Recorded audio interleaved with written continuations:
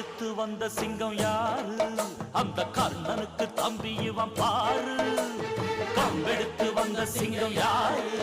அந்த கர்ணனுக்கு தம்பி இவன் பாரு. சின்னவர ஜெயிச்சவங்க யாரு? எட்டு சீமையில ஆளு கிடையாது. வெற்றி மேல் வெற்றியே எப்போதும் தந்தவுங்க. ஜிம் தலக்க ஜா ஜிம்மால ஜிம் தலக்க ஜா ஜிம் தலக்கு ஜா ஜும்மாலே ஜிம் தலக்கு ஜா.